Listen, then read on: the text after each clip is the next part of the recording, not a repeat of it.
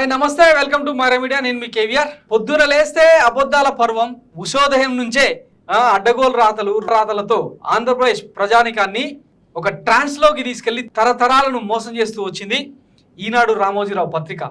So తాజాగా ఆ పత్రికలో వచ్చిన ఒక కథనం చాలా హాస్యాస్పదంగా అనిపించింది. అంటే చింత చచ్చినా పులుపు చావలేదనే ఒక సామెత ఉంటది కదా, ఇంత జరిగినా కూడా, అంటే కాడికి కాలు చాపే వయసులో ఉన్నా కూడా తన రాజకోటలో కూర్చొని ఇంకా ఇప్పటికి కూడా విషం చిమ్ముతున్న వైనం నిజంగా సిగ్గుచేటు. ఆంధ్రప్రదేశ్ లో చోటు చేసుకున్న విద్యా సంస్కరణల మీద దేశవ్యాప్తంగా ప్రశంసలు కురుస్తున్న నేపథ్యంలో ఇప్పటికీ అవే రోతరాతలు రాస్తా వస్తుంది రామోజీ ఆధ్వర్యంలోని ఈనాడు. ఒకసారి ఆ వార్తను చూసిన తర్వాత మళ్ళా మాట్లాడుకుందాం.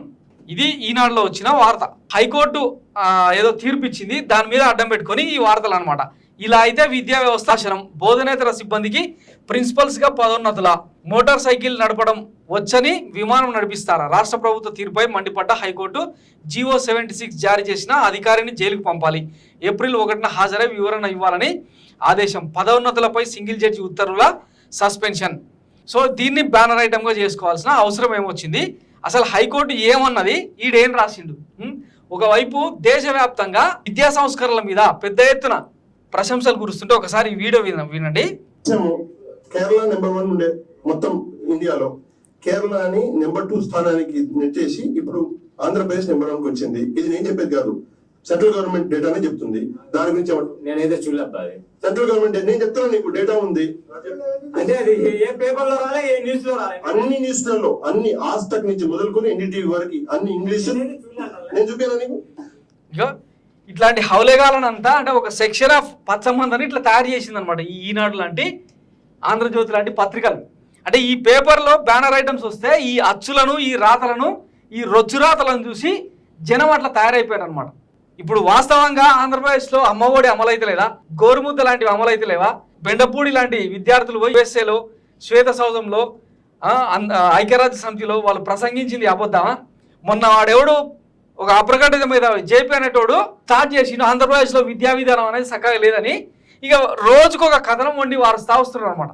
ఇది ఈనాడు పైత్యం. అదో సామెత ఉంటుంది కదా, సిగ్గు లేదా జీడిగింజ అంటే నాకెందుకు సిగ్గు నల్లగున్నా కదా అని. ఇక వీళ్ళు తినేదే అశుద్ధం, పెంట మీద పేలాలు ఎరుకునే రకాలు కదా, ఇంక ఇంతకు మించి ఏముంటుంది.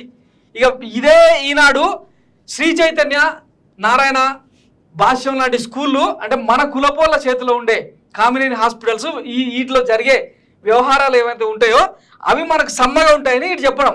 ఇదే రామోజీ, ఈ కూటమి, ఈ జాతి మొత్తం కలిసి ఈ విద్యా వ్యవస్థ మీద, అంటే పేద పిల్లలకు, మధ్యతరగతి పిల్లలకు ఇంగ్లీష్ చదువులు వద్దని చెప్పి కోట్లల్లో కేసులు వేసిన దిక్కుమాలిన సంత ఇది. ఇట్లాంటి వాళ్ళని ఆంధ్రప్రదేశ్ ప్రజలు ఇంకా క్షమిస్తారా? ఒకసారి ఆలోచించుకోవాలి. ఈ పచ్చరాతలకు ఇంకా ఇక్కడితో చరమగీతం పాడకపోతే రాబోయే రోజుల్లో, అంటే ఈ మార్పులు ఏవైతే ఉన్నాయో పిల్లల మీద కూడా ప్రభావం చూపించే అవకాశం ఉంది. సో ఒక తరాన్ని బాగు చేసే ప్రయత్నంలో జగన్మోహన్ రెడ్డి ఒక సంకల్పం, ఒక దీక్షగా ముందుకెళ్తున్న తరుణంలో ఈ పచ్చ మీడియాను, పచ్చరాతలను ఎలిమినేట్ చేయకపోతే, ఎరాడికేట్ చేయకపోతే ఆంధ్రప్రదేశ్ ప్రజలంతా కూడా ఇబ్బంది పడాల్సి వస్తుంది రాబోయే రోజుల్లో. సో మీరు ఆలోచించుకోండి. ఒకవైపు తెలంగాణలో ఏం జరుగుతుందో చూస్తూనే ఉన్నారు కదా, విద్యాశాఖ మీద రివ్యూ లేవు, విద్యాశాఖకు మంత్రి లేడు, పురుగుల అన్నం, గాజు పెంకులు వస్తున్న భోజనం, నీళ్ల చారు, రోడ్ల మీదకి వచ్చి చేస్తున్న ఆందోళనలు, టాయిలెట్లు లేక ధర్నాలు, IIIT లాంటి, అంటే అత్యున్నత ప్రమాణాలు ఉండే IIIT బాసర్ లాంటి కాలేజీలలోనే ఆత్మహత్య చోటు చేసుకుంటున్నాయి. ఇట్లాంటి పరిస్థితులు ఆంధ్రప్రదేశ్లో ఉన్నాయా? ఒక్కసారి ఆలోచించండి. వీళ్ళు రాసే రాతలకు ఏమైనా విలువ ఉందా?